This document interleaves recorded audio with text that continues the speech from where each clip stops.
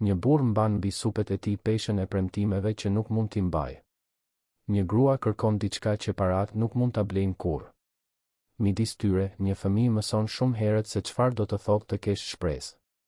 Para se ta dëgjoni këtë histori të jashtëzakonshme, mos harroni të abonoheni në kanal për më shumë histori interesante. Hapat e Viktorit jehonin rënd në dyshemen e konsumuar prej qeramike të dyqanit të pengjeve. Duart e tij djersiteshin ndërsa mbante kutinë e vogël, të zbehur prej kadifeje blu të errët. Jashtë, përmes dritares me pluhur, Ana qëndronte me sytë e ngulur në dysheme. Ishte vetëm 7 vjeçe, por tashmë kishte zhvilluar atë mençuri të parakohshme të fëmijëve që rriten shumë shpejt. Ajo e dinte saktësisht se çfarë po bënte atje dhe të kuptuarit e kësaj dhemte më shumë se sa të dëshmonte vetë aktin. Burri pas banakut, një zotëri në moshë të mesme me syze të trasha dhe një shprehje të mërzitur, mori unazën e martesës prej ari dhe e shqyrtoi me një xham zmadhues. Viktori e ndjeu çdo sekond të asaj heshtjeje si një te. Ajo unazë përfaqësonte një kohë kur ai ende besonte se gjërat mund të shkonin mirë. Një kohë kur Rose ishte ende pranë tij, përpara se pesha e varfërisë së vazhdueshme, faturave të shumta dhe frika për shëndetin e vajzës së saj ta detyronin të largohej. 300, tha burri pa e shikuar Viktorin, duke e vendosur unazën indiferente mbi banak. Viktori ndjeu fytin t'i shtrëngohej. 300 reais. Simboli i viteve të dashurisë, i premtimeve të bëra në një qiell shprese, blente më pak se qiraja e vonuar. Më pak se takimet mjekësore të Anës. Më pak se dinjiteti që ai përpiqej me dëshpërim ta ruante. Në rregull, murmuroi ai, zëri i tij pothuajse i padëgjueshëm. Parat ndëruan duar, ashtu si edhe unaza e martesës. Kur Viktori doli nga dyqani, Ana ishte pikërisht aty ku ai e kishte lënë, me çantën e shpinës të konsumuar dhe këpucë që dukeshin qartë shumë të ngushta, por ajo kur nuk u ankua. E shikoi të atin dhe nuk tha asgjë. Nuk kishte nevojë. Boshllëku në duart e tij i thoshte të gjitha. Le të shkojmë në shtëpi, tha Viktori, duke u përpjekur të buzëqeshte, por gjesti nuk i arriti në sy. Ndërsa ecnin nëpër rrugët e zhurmshme të kryeqytetit duke kaluar pranë dyqaneve ku nuk mund të hynin dhe restoranteve aromat e të cilave ishin torturë e pastër, Viktori mendonte se si kishte arritur atje. Një inxhinier civil me profesion, ai e kishte humbur punën gjatë një krize ekonomike 3 vjet më parë. Që atëherë kishte qenë një seri e pafund me intervistash të dështuara. Gjithmonë i njëjti justifikim, i mungonin rënjet vendase, kishte boshllë që në CV-n e tij ishte i mbikualifikuar ose i nënkualifikuar, gjithmonë ndonjë arsye për refuzim. Punët e rastësishme që mund të gjeja mezi mbulonin gjërat themelore. Rregulloja gjëra për fqinjet, mbaja kuti në tregje, çdo gjë që nuk kërkonte një kontratë zyrtare pune ose provë të një adrese fikse. Por asgjë nuk ishte e mjaftueshme. Nuk ishte kurrë e mjaftueshme. Ana lindi me një valvul zemre të dëmtuar. Nuk ishte diçka që ia vuri menjëherë jetën në rrezik, por kërkonte monitorim të vazhdueshëm, ilaçe të shtrenjta dhe mundësinë gjithmonë të pranishme të një ndërhyrjeje kirurgjikale në të ardhmen. Kur Rosa mbeti shtatzën, ata po shkonin mirë. Viktori kishte një punë të mirë, plane, ëndra. Por sëmundja e Anës përkoi me kolapsin e tyre financiar dhe Rosa nuk mund ta duronte. Nuk kishte burr tjetër, asnjë skandal. Vetëm lodhjen e zgjimit çdo ditë duke mos ditur nëse do të kishte ushqim të mjaftueshëm ose nëse vajza e saj do të kishte ilaçet e nevojshme. Ajo të braktisi sepse ishte e dobët, than disa. Por Viktori e dinte që nuk ishte kaq e thjeshtë. Rosa nuk ishte e dobët. Ajo thjesht kishte arritur limitin e saj dhe jo të gjithë kanë të njëjtin limit. Ai nuk e urrente për këtë. Ai nuk kishte energjinë për të urryer askën. E gjithë energjia e tij ishte kanalizuar për të siguruar që Ana të kishte një fëmijëri, edhe nëse ishte një fëmijëri e bërë nga mbetjet. Në apartamentin e vogël ku jetonin, me mure mjaftueshëm të hollë për të dëgjuar grindjet e fqinjeve dhe një banjo që pikonte vazhdimisht, Ana mbante thesaret e saj. Ajo nuk kishte asnjë lodër të re, vetëm disa të dhuruara nga një kishë lokale. Por ajo kishte një kuti të vogël të veçantë, të veshur me pëllur të kuqe që ajo vetë e kishte ngjitur me kujdes fëmijëror. Atje mbahej fotografia e tyre kur ishin ende 3, Viktori, Rosa dhe vogëlushja Ana. Dhe aty duhej të ishte unaza e martesës. Babi, tha Ana atë natë, ndërsa hanin spageti me salcë domatesh për të 4ën herë atë javë, zonja nga shkolla më pyeti nëse do të shkoja në ekskursion. Viktori ndaloi së për ty puri. Ai e dinte për këtë ekskursion. 50 reais. Mund të kenë qenë shumë mirë 50.000. Thash që nuk doja të shkoja, vazhdoi shpejt Ana, duke parë shprehjen e të atit. Thash që nuk më pëlqejnë kopshtet zoologjike. Ana. Kjo është e vërtet, babi. Nuk më pëlqen shumë. Kafshët mbahen të mbyllura. Është e trishtueshme. Lloji i pikëllimit që askush tjetër nuk do ta vinte re, por që grumbulloi si plagë të padukshme në një shpirt të ri. Pastaj ndodhi diçka që ia vloi gjakun Olivias. Një burr i veshur mirë, duke shtyrë një karrocë pazari plot me ushqime, u përplas qëllimisht me Viktorin ndërsa ai kalonte pranë. Kujdes ku po shkon, tha burri me përbuzje, duke e shikuar Viktorin nga koka te këmbët. Viktori ishte gati të kërkonte falje automatikisht, por pastaj pa se si burri e shikoi Anën me të njëjtën përbuzje. Diçka ndryshoi në qëndrimin e tij. Ai u vendos midis agresorit dhe vajzës së tij, me shpatullat që ju zgjeruan dhe mjekrën e ngritur. Ti ishe ai që më përplasi, tha Viktori me zë të ulët por të vendosur. Dhe të sugjeroj të jesh më i kujdesshëm. Burri pshertiu, duke murmuritur diçka për lloj të papastërtish, por vazhdoi. Viktori qëndroi aty për një moment, duke marrë frym thellë, përpara se ta uli shikimin nga Ana. Je mirë, vogëlush? Un jam, babi. Olivia e vëzhgoi të gjithë skenën nga këndvështrimi i saj dhe diçka u trazua brenda saj. Ajo priste ta shihte Viktorin të tërhiqej, siç bëjnë shumë të tjerë kur përballen me mungesë respekti. Por ai kishte bërë krejt të kundërtën.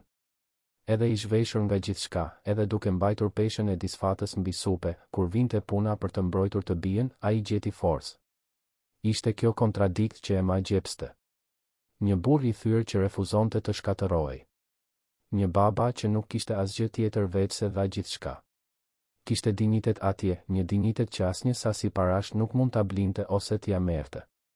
Kur dolën nga tregu, Olivia qëndroi edhe për disa minuta, duke u bërë sikur po shqyrtonte produktet që nuk kishte ndërmend t'i blinte.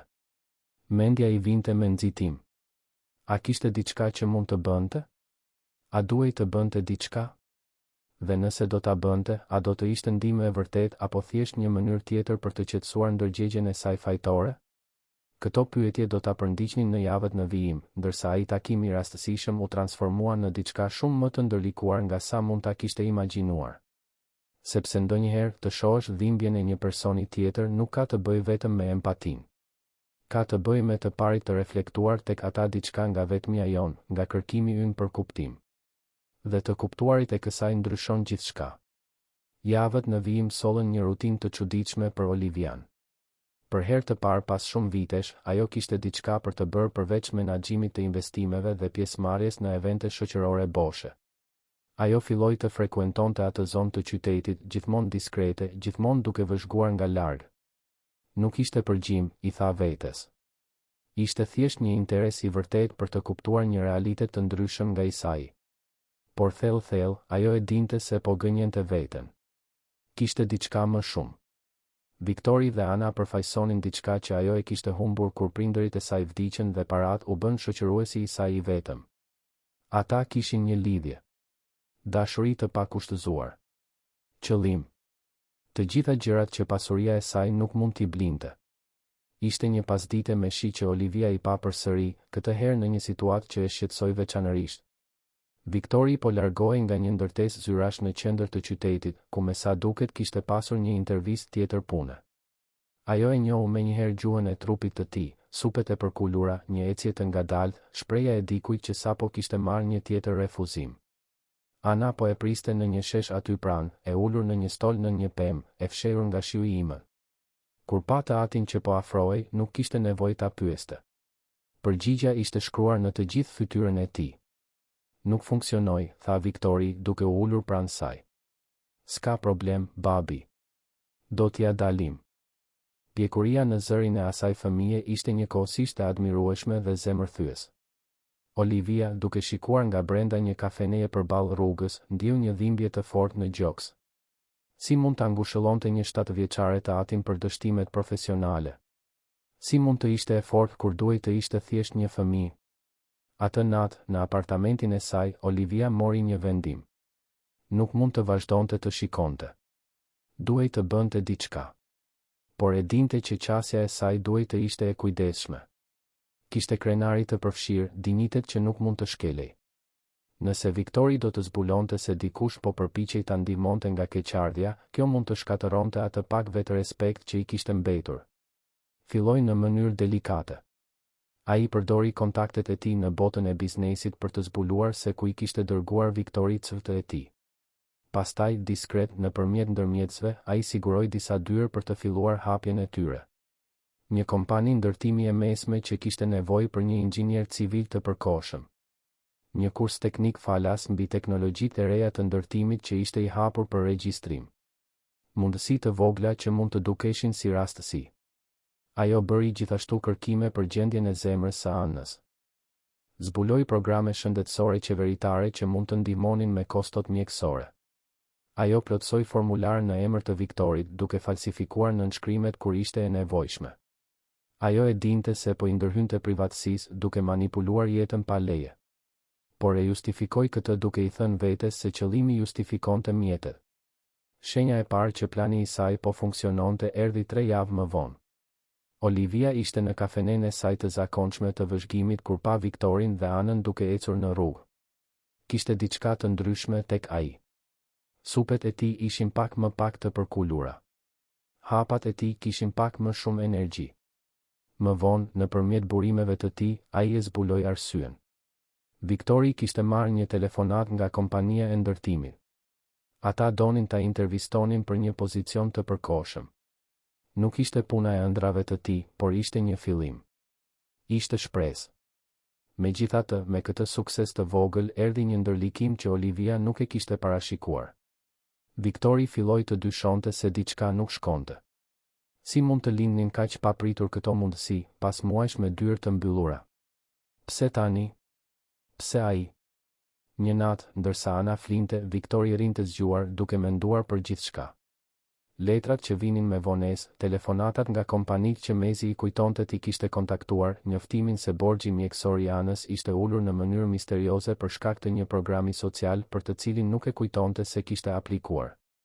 Asnjë nga këto nuk kishte kuptim. Ai filloi të bënte pyetje. Telefonoi institucione, u përpoq të gjurmonte origjinën e këtyre ndryshimeve të papritura në jetën e tij. Dhe pak nga pak, pjesët filluan të bien në vend. Gjithmonë kishte ndërmjetës, firma konsulence, organizata pa fytyrë. Por diku në zinxhir gjithmonë shfaqej një lidhje, sado e dobët, me vendimet që vinin nga lart, nga njerëz me burime të konsiderueshme. Dikush po ndërhynte në fijet e padukshme të jetës së tij. Dhe kjo e tërbonte. Mundësia për të përballur me këtë dyshim erdhi papritur. Viktori ishte në një dyqan hekurishtesh duke krahasuar çmimet për një punë të vogël që kishte siguruar kur e pa. Olivia ishte në anën tjetër të dyqanit, e veshur thjesht, por jo aq sa duhej. Kishte diçka në rrobat e saj, në mënyrën se si lëvizte, që zbulonte statusin e saj të vërtet shoqëror. Dhe pastaj ai u kujtua. Dyqani i pemgjeve. Ajo ishte atje. Ai e kishte parë për pak kohë ditën që shiti unazën e martesës. Në atë kohë, nuk i kishte kushtuar shumë vëmendje, ishte shumë i përqendruar në pikëllimin e tij. Por tani, duke e parë përsëri, diçka i shkoi ndërmend. Ai filloi ta ndiqte, duke i ndryshuar gjërat. Ai pa se si ajo i vëzhgonte gjërat, si ndërvepronte me shitësit, kartën e kreditit të pakufizuar që përdorte pa menduar. Dhe pastaj e ndoqi në apartamentin e saj të vërtet, apartamentin në katin e fundit, jo atë modest që e kishte marrë me qira për përvojën e saj të zakonshme të jetës. Olivia Allianz. Nuk ishte e vështirë të gjente se kush ishte. Një kërkim i thjesht në internet zbuloi gjithçka. Trashëgimtare e një pasurie të pasurive të paluajtshme. Filantrope amatore. E njohur për donacionet e saj për kauza sociale. Viktori ndjeu zemërimin që i frynte si një val. Kështu që kaq ishte. Ai ishte një projekt bamirësie. Një argëtim për një grua të pasur të mërzitur që donte të ndihej më mirë me veten. Mjerimi i saj, lufta e vajzës së saj, e gjithë kjo ishte thjesht argëtim për dikë që nuk kishte përjetuar kur një ditë të vetë me vështirësi të vërteta. Ai priti jashtë ndërtesës së saj. Kur Olivia doli, ndoshta duke shkuar në një tjetër seancë vëzhgimi, Viktori e ndërpreu. Duhet të flasim, tha ai, me zë të trash nga tërbimi i përmbajtur. Olivia ndaloi, e habitur. Për një moment mendoi ta mohonte, duke u bërë sikur nuk dinte për çfarë po fliste ai. Por pa në sytë e tij se do të ishte e kodh. A e di? Kush jam unë, nuk ishte pyetje. E di saktësisht kush je, Olivia Allianz. Dhe e di saktësisht se çfarë ke bërë. Ata shkuan në një kafene aty pranë, një ambient neutral ku mund të bisedonin pa tërhequr shumë vëmendje. Tensioni midis tyre ishte i prekshëm. Viktori rinte ulur me duart e shtrënguara në grushte mbi tavolinë. Olivia u përpoq të ruante qetësinë, por kishte diçka të cenueshme në sytë e saj. Pse? Pyeti Viktori me zë të ulët, por intensiv. Pse po e bën këtë? A jemi ndonjë lloj eksperimenti për ty? Një mënyrë për të ndjerë më mirë me paratë e tua? Nuk është vetëm kaq, filloi Olivia, por Viktori e ndërpreu. A nuk është e vërtet kjo? Atëherë çfarë është? Më pe në pikën time më të ulët, duke shitur gjën e fundit që kishte vlerë sentimentale për mua, dhe vendose çfarë? Se unë kisha nevojë të shpëtohesha. Se jeta ime kishte nevojë për ndërhyrjen tënde hyjnore? Doja vetëm të ndihmoja. Ndihmë? Viktori gati qeshi, por ishte një tingull pa humor. Ti më pushtove privatësinë. Ti manipulove jetën time. Ti more vendime për mua dhe vajzën time pa pëlqimin tim. Dhe këtë e quan ndihmë? Olivia i ndjeu fjalët si shuplaka në fytyrë. Sepse ai kishte të drejtë. Çdo gjë që kishte bërë, të gjitha justifikimet që kishte krijuar, gjithçka përfundonte në këtë. Ajo i kishte marrë të vetmen gjë që ai ende zotëronte. Autonominë e tij. Të drejtën e tij për të zgjedhur rrugën e tij, edhe nëse ishte një rrugë lufte. Të pash, tha ajo më në fund, ndërsa zëri i saj filloi të dridhej. Të pash ty dhe vajzën tënde. Dhe pash diçka që e kisha humbur shumë kohë më parë. Lidhjen. Dashurinë. Qëllimin. Unë kam gjithçka dhe nuk kam asgjë. Ti nuk ke asgjë dhe ke gjithçka. Mos e romantizo varfërinë time, ndërhyri Viktori. Nuk ka asgjë të bukur në të mos qenit në gjendje ta ushqesh siç duhet vajzën tënde. Asgjë fisnike në shitjen e kujtimeve të tua për të paguar faturat. Ti e shikon jetën time nga jashtë dhe sheh poezi. Unë e jetoj atë dhe shoh vetëm dhimbje. Heshtja që pasoi ishte e rëndë. Olivia ndjeu lotët që kërcënonin të rridhnin, por i mbajti. Nuk kishte të drejtë të qante. Jo kur ishte ajo që i shkaktoi. Ke të drejtë, tha më në fund. Nuk kam të drejtë të ndërhyj në jetën tënde. Nuk e di si është të luftosh në mënyrën që lufton ti, nuk e di përgjegjësinë që mban. Thjesht mendova se mund të bëja një ndryshim. Një ndryshim? Viktori u përkul përpara. Do të bësh një ndryshim? Atëherë mos më trajto më si një projekt. Mos u përpiq të më rregullosh jetën pa më pyetur nëse dua të rregullohem. Edhe mirimi im tani vjen me firmën tënde? Çfarë do që të bëj? Dua që të më lësh të qetë. Dua të zgjedh vetë si të bie dhe si të ngrihem. Sepse këto zgjedhje, sa do të dhimbshme që mund të jenë, janë të mia. Ato janë e vetmja gjë që është ende e imja. Viktori u ngrit për të ikur, por pastaj u ndal, duke u kthyer përsëri nga Olivia. Nuk e di si është të mos jesh në gjendje të flesh, sepse vajza jote mund të ketë nevojë për ndërhyrje kirurgjikale dhe ti nuk ke mundësi ta përballosh. Nuk e di si është ta shohësh fëmijën tënd të fsheh se këpucët e tij janë shumë të ngushta sepse nuk do të shqetësoj. Nuk e di. Dhe nuk mund ta blesh këtë njohuri, pavarësisht sa para ke. Me këto fjalë, ai u largua, duke e lënë Olivian vetëm në tavolinë, të mbingarkuar nga pesha e një bujarie që kishte qenë gjithçka përveç bujare. Në ditët që pasuan, Viktori anuloi të gjitha proceset që Olivia kishte nisur në emër të tij. Ai i ktheu formularet, refuzoi mundësitë që i kishin detyruar të pranonte. Nëse do të dilte nga ajo grop, do ta bënte nëpërmjet meritave të tij, jo nëpërmjet manipulimeve të një të huaj me qëllime të mira. Por kjo e solli përsëri në pikën 0. Më keq, në fakt, sepse tani ai mbante edhe zemërimin dhe poshtërimin e të qenit objekt bamirësie. Intervistat vazhdonin të mos çonin askund. Punët e rastësishme paguheshin gjithnjë e më pak. Anës i duhej një ilaç i ri që kushtonte 2 fish më shumë se ai më parshmi. Dhe në apartamentin e saj në katin e fundit, Olivia po vuante gjithashtu. Për herë të parë pas një kohe të gjatë, veprimet e saj kishin pasur pasoja të vërteta. Ajo kishte lënduar dikë që po përpiqej ta ndihmonte. Ajo ja kishte imponuar vullnetin e saj një personi tjetër pa marrë parasysh se çfarë do të thoshte kjo për dinjitetin e tyre. Në thelb, ajo kishte qenë po aq manipuluese sa njerëzit që e kishin rrethuar gjithmonë, duke dashur diçka prej saj. Ironia nuk kaloi pa u vënë re. Ajo i kishte akuzuar të tjerët se e shihnin vetëm si mbiemër, si mjet për të arritur një qëllim.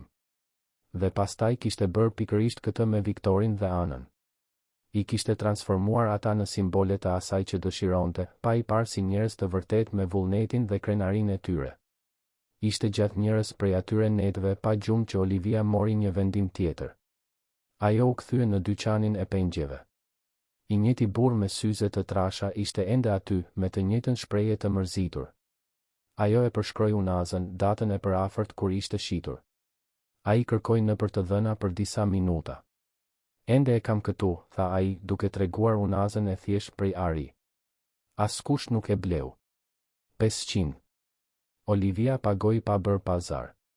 Doli nga dyqani me kutinë e vogël prej kadifeje blu të errët në duar. Nuk dinte çfarë do të bënte me të.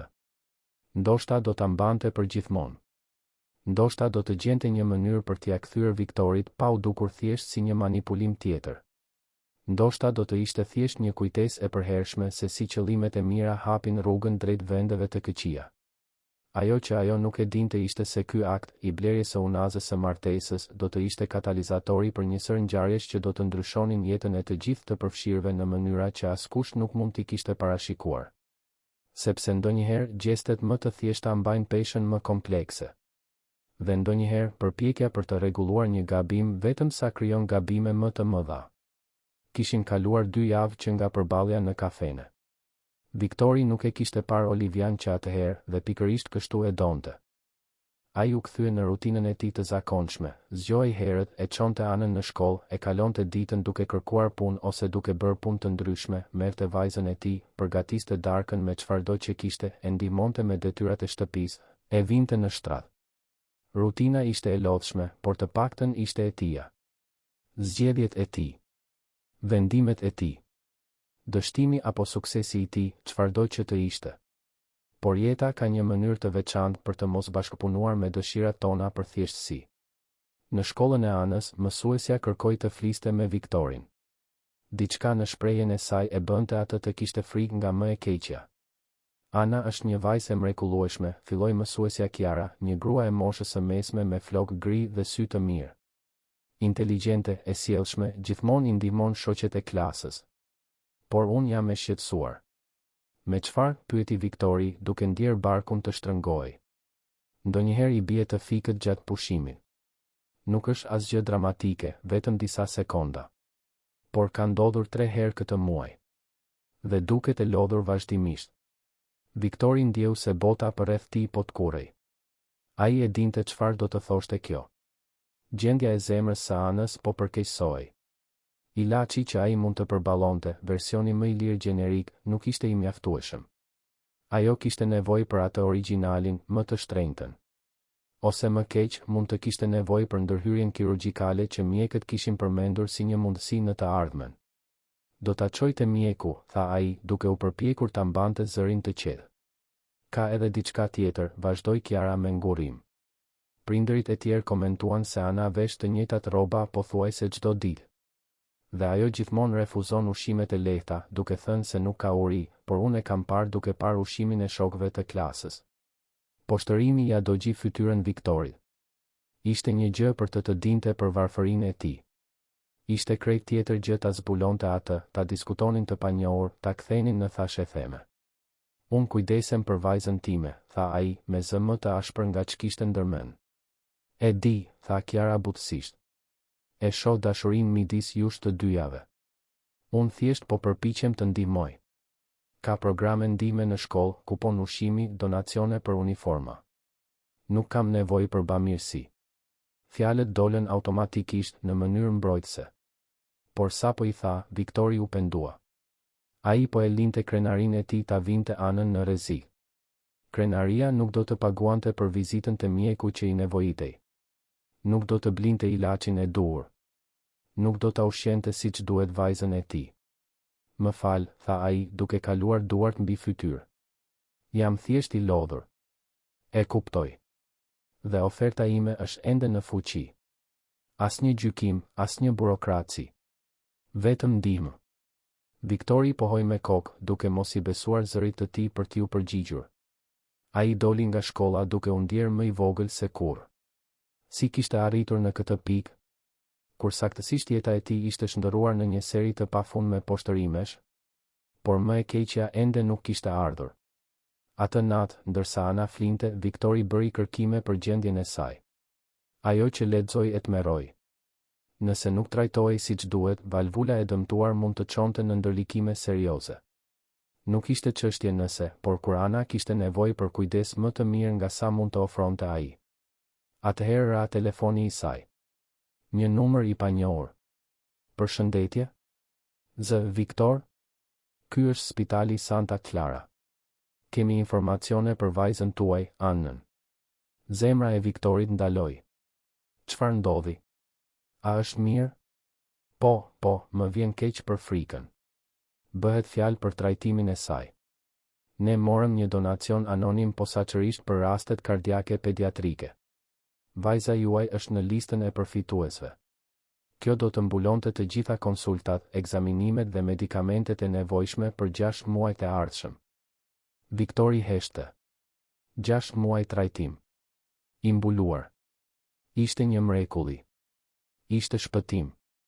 Ishte pikërisht ajo që i duhej Anës. Ishte gjithashtu, ishte i sigurt, punë e Olivias. Duhet të mendoj për këtë, tha ai me zë të ngushtë. Zotëri, me gjithë respektin e duhur, vajza juaj ka nevojë për këtë trajtim.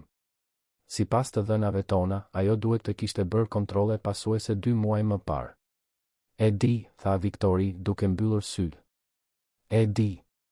Ai e mbylli telefonin dhe qëndroi në errësirë për një kohë të gjatë. Ishte në luftë me veten. Nga njëra anë, krenaria e tij bërtiste se pranimi i kësaj do të thoshte të pranonte se nuk mund të kujdesej për vajzën e tij. Do të thoshte t'i jepte Olivias më shumë kontroll mbi jetën e saj, duke vërtetuar se ajo kishte të drejtë të ndërhynte. Nga ana tjetër, ishte Anna. Anna e tij e vogël, e cila i binte të fikët në pushim dhe e fshite urinë e saj që të mos e shqetësonte. Nuk kishte zgjidhje tjetër. Nuk kishte kurrë. Kur bëhet fjalë për fëmijën tënd, krenaria duhet të gëlltitet. Dinjiteti duhet të sakrifikohet. Egoja duhet të vdesë. Por kjo nuk do të thoshte se duhej ta pëlqente. Të nesërmen, Viktori u përpoq ta gjente Olivian. Nuk ishte e vështirë. Ajo ishte në apartamentin e thjeshtë që kishte marrë me qira, atë që e përdorte për jetën e saj të zakonshme. Kur hapi derën dhe e pa, në sytë e saj kishte habi dhe diçka tjetër. Frikë, ndoshta. Apo shpresë. Ishe ti në spital, tha ai. Nuk ishte pyetje. Olivia hezitoi, pastaj pohoi me kokë. E di që më the të lija vetëm. U përpoqa. Por pastaj pash vajzën tënde në shkollë dhe ajo dukej shumë e lodhur, dhe mendova se të paktën kaq mund të bëja pa ja hequr autonominë. Është anonime, nuk ka lidhje zyrtare me mua. Përveç se unë e di. Që unë dhe ti e dim. Po. Viktori hyri në apartament i paftuar. Olivia e mbylli derën pas tij. Për një çast të gjatë, asnjëri prej tyre nuk foli. Do ta pranoj, tha më në fund Viktori. Për hir të Anës. Por dua që të kuptosh diçka. Të pranosh ndihmë për të shpëtuar jetën e vajzës sime nuk është e njëjta gjë si të fal që u përpoqe të menaxhoje jetën time. Nuk është e njëjta gjë si të vlerësosh atë që bëre. E kuptoj. E kupton? Viktori u kthye nga ajo dhe në sytë e tij kishte vite frustrimi. E kupton vërtet? Sepse nga pikpamja ime, ti vazhdon të bësh pikërisht të njëjtën gjë. Vazhdon të vendosësh se çfarë është më e mira për mua dhe vajzën time pa u konsultuar me ne. Ana ka nevojë për këtë trajtim. Ti vetë e di këtë. E di. Dhe më vret. Më vret sepse tregon se nuk jam i mjaftueshëm vetëm. Nuk mund t'i jap asaj atë që i nevojitet. Dhe më vret edhe më shumë sepse ke të drejtë. Krenaria ime nuk ja vlen shëndetit të saj. Pastaj Olivia pa për herë të parë shkallën e vërtet të dhimbjes që kishte shkaktuar. Nuk kishte të bënte vetëm me autonomin apo dignitetin. Kishte të bënte me një baba që përballej me pamjaftueshmërinë e tij. Kishte të bënte me dashurinë që shtypej nga pesha e realitetit. Më vjen keq, tha ajo, dhe këtë herë nuk ishin vetëm fjalë boshe. Më vjen vërtet keq. Jo që ndihmova Anën. Do ta bëja përsëri. Por që nuk e kuptove se çfarë domethënie kishin veprimet e mia për ty. Viktori u ul në divanin e vogël në apartament, pa pritmas i raskapitur. A të ka ndodhur ndonjëherë të kesh pasur vërtet uri? A të ka ndodhur ndonjëherë të qëndrosh zgjuar gjithë natën sepse nuk ke pasur para për qira dhe e dije se mund të ishe në rrugë në mëngjes? A të është dashur ndonjëherë të zgjedhësh midis blerjes së ushqimit apo ilaçeve për fëmijën tënd? Jo, pranoi Olivia, duke ulur gjithashtu, duke mbajtur një distancë të respektueshme. Kur? Pra, nuk mund ta kuptosh. Jo tamam. Për ty, parat janë diçka që ka qenë gjithmonë aty. Janë si ajri. Nuk mendon për to sepse nuk të është dashur kur. Për mua, çdo qindark është një betejë. Çdo faturë e paguar është një fitore. Dhe kur ti hyn dhe e bën gjithçka të lehtë, më vjedh ato fitore të vogla. Më kthen në një marrës pasiv në vend të një luftëtari aktiv. Por ti je ende një luftëtare, tha Olivia butësisht. Pranimi i ndihmës nuk e ndryshon këtë. Në fakt, e bën luftën më të vështirë, sepse tani duhet të luftosh edhe kundër krenarisë tënde. Viktori gati buzëqeshi, por gjesti ishte i hidhur. Filozofia e të pasurit. Ndoshta. Por është prapë se prapë e vërtetë. Ata heshtën përsëri. Olivia u ngrit dhe shkoi te një dollap, nga i cili nxori kutinë e vogël prej kadifeje blu të errët. Viktori e njohu menjëherë. E bleva mbrapsht, tha ajo, duke ia zgjatur kutinë. Unazën tënde të martesës. Mendova se duhet ta marrësh mbrapsht. Viktori e shikoi kutinë sikur të ishte një gjar për helmues. Nuk mund t'ia kthesh dikujt identitetin. Vetëm personi që e ka humbur atë mund të zgjedhë se kur ta rimarrë. Atëherë ruaje për kur të jesh gati. Nuk dua. Të lutem, dëgjoj një lutje në zërin e Olivias. Më lër të paktën ta sqaroj këtë. Viktori e mori kutinë, jo sepse donte, por sepse nuk kishte energji për të vazhduar debatin. Ai e vështroi unazën për një moment të gjatë, të gjitha kujtimet që mbante i përmbytën mendjen. Rose duke buzëqeshur në ditën e dasmës së tyre. Vogëlushja Ana në krahët e tij. Një kohë kur ai ende besonte se dashuria ishte e mjaftueshme për të kapërcyer çdo pengesë. Rosa më la, tha ai papritur, duke e habitur veten po aq sa Olivian. Nëna e Anës. Jo për një burr tjetër. Vetëm sepse nuk mund ta duronte më. Dhe nuk e fajsoj. Jo tamam. Ishte shumë. Është shumë. A e do akoma? Nuk e di. Mendoj se e dua kujtimin e saj. E dua atë që ishte para se e gjithë kjo të na shkatëronte të dyve. Por personin e vërtet, atë që ka ikur, nuk e di nëse e njoh më. Olivia nuk tha asgjë, ajo vetëm dëgjoi. Dhe në një farë mënyre, kjo ishte më e vlefshme se çdo fjalë ngushëllimi që mund të kishte qenë. Do ta çoj Anën në spital nesër, tha më në fund Viktori, duke e futur kutinë në xhep. Për të filluar analizat. Kjo është mirë. Por unë jam ende i zemëruar me ty. E di. Dhe nuk do të pretendoj se gjithçka është në rregull midis nesh. Unë nuk po e kërkoj këtë. Viktori u ngrit për të ikur, por u ndal te dera. Ai u kthye për ta parë edhe një herë Olivian. Pse të intereson kaq shumë? Seriozisht. Çfarë interesi ke në të gjitha këto? Sepse nuk mund ta besoj se është thjesht mirësi. Askush nuk e bën atë që bëre ti nga mirësia e pastër. Olivia e mendoi me kujdes pyetjen përpara se të përgjigjej. Sepse kur të pash në atë dyqan pengjesh, pash diçka që humba kur vdiqën prindërit e mi. Pash qëllim. Pash dikë që luftonte për diçka që ka vërtet rëndësi.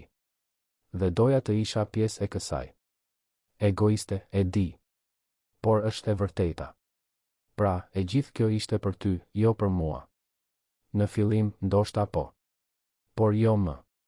Tani është sepse Ana duhet të jetë e shëndetshme. Sepse ti meriton një shans. Dhe sepse ndoshta, vetëm ndoshta, unë mund të bëj diçka të mirë në këtë botë që nuk është thjesht të hedh para për problemet dhe të shpresosh që ato të zhduken. Viktori pohoi ngadalë me kokë. Nuk ishte falje. Jo ende. Por ishte, ndoshta, fillimi i diçkaje. Kuptimi, ndoshta. Ose të paktën pranimi se motivimet njerëzore rrallë janë të thjeshta ose të pastra. Faleminderit, tha ai, dhe fjalët dolën lehtë. Për Anën. Vetëm për të. Vetëm për të, u pajtua Olivia. Pasi ai u largua, Olivia mbeti vetëm në apartamentin e heshtur. Ajo kishte bërë hapin e parë drejt riparimit të asaj që ishte thyer. Por e dinte se rruga përpara do të ishte e gjatë dhe e vështirë. Ndërtimi i besimit kur fillon me manipulimin nuk është detyrë e lehtë. Ndoshta ishte e pamundur. Por për herë të parë pas një kohe të gjatë, ajo kishte diçka për të cilën të luftonte. Jo vetëm ndonjë projekt bamirësie abstrakt. Njerëz të vërtetë, me dhimbje të vërtetë dhe shpresa të vërteta. Viktori me krenarinë e tij të plagosur, por të palëkundur. Ana me zemrën e saj të brisht, por me shpirt të fortë. Dhe ndoshta, vetëm ndoshta, ajo mund të mësonte prej tyre aq sa ata kishin nevojë prej saj. Sepse pasuria mund të blejë shumë gjëra, por nuk mund të blejë mençurinë. Dhe kjo familje e shkatëruar, por e tërë, zotëronte mençuri që asnjë universitet nuk e mëson dhe asnjë trashëgimi nuk mund ta japë. Ishte mençuria e atyre që mbjetojnë kur mbjetesa duhet të jetë e pamundur. E atyre që duan kur dashuria kushton gjithçka. E atyre që vazhdojnë të shpresojnë kur të gjitha provat sugjerojnë se shpresa është një iluzion. Dhe Olivia, me të gjitha milionat e saj, ishte rënuar nga e gjithë kjo. Plotësisht, dëshpërimisht rënuar. Muajt në vijim sollën ndryshime delikate, por domethënëse. Ana filloi trajtimin e duhur në spitalin Santa Clara. Testet zbuluan se gjendja e saj ishte e menaxhueshme, por kërkonte medikamente të vazhdueshme dhe ndjekje të rregull. Mundësia e ndërhyrjes kirurgjikale ekzistonte ende, por ishte shtyrë për në të ardhmen e largët, jo më një kërcënim i menjëhershëm. Të shite të bien me më shumë energji, duke e parë të luante pa lodhje të vazhdueshme, ishte një gëzim për Viktorin, i përzier me ndjenjen e fajit. Si kishte lejuar gjërat të shkonin deri këtu? Pse kishte pritur kaq gjatë për të kërkuar ndihmën e duhur? Përgjigjet ishin të qarta, por kjo nuk ja lehtësoi peshën në gjoks. Viktori dhe Olivia kishin vendosur një lloj armëpushimi të pasigurt. Ajo nuk përpiqej më ta drejtonte jetën e saj dhe ai pranoi ndihmë me trajtimin e Anës sepse nuk kishte alternativë racionale. Por ata nuk ishin miq. Ata mezi e njihnin njëri tjetrin. Ata ishin thjesht dy njerëz të lidhur nga rrethana që asnjëri prej tyre nuk i kishte zgjedhur. Ishte Ana ajo që filloi ta ndryshonte atë dinamikë. Duke qenë fëmijë, ajo nuk mbante peshën e kompleksiteteve të rriturve. Për të, Olivia ishte thjesht zonja e sjellshme që shfaqej ndonjëherë, që i fliste për shkollën dhe filmat vizatimor, që dukej vërtet e interesuar për jetën e saj. Babi, tha Ana një pasdite, ndërsa po ngjyrosnin së bashku në tavolinën e vogël të kuzhinës, pse nuk vjen kur zënje? Olivia për darkë. Viktori ndaloi së ngjyrosuri, i habitur nga pyetja. Sepse nuk e ftova unë. Pse jo? Si ja shpjegon një 7-vjeçari shtresat e krenarisë, pakënaqësisë dhe shqetësimit që ekzistonin midis tij dhe Olivias? Si e thua që pranimi i ndihmës mjekësore ishte një gjë, por hapja e shtëpisë tënde të përulur për dikë që jetonte në një apartament në Çati ishte diçka krejtësisht e ndryshme? Është e komplikuar, vogëlush. Por ajo është e mirë. Dhe është gjithmonë vetëm. E pash në park ditën tjetër, ulur vetëm në një stol, duke parë njerëzit. Viktori e shikoi të bien, i habitur nga vëzhgimi i saj. Ana kishte të drejtë. Olivia ishte gjithmonë vetëm. Edhe kur ishte e rrethuar nga njerëz të tjerë, brenda saj ndiej një vetmi themelore. Ndoshta kjo ishte arsyeja pse ai e kishte njohur atë në atë takim të parë. Vetmia një vetmin. Nëse do, mund ta ftosh, tha Viktori, duke e habitur veten. Por ne nuk kemi ushqim të shtrenjtë. Vetëm atë që ham zakonisht. Ana buzëqeshi, ajo buzëqeshje rrezatuese që i bënte të gjitha gjërat të vlefshme. Asaj nuk i intereson kjo. Njerëzit e mirë nuk i interesojnë këto gjëra.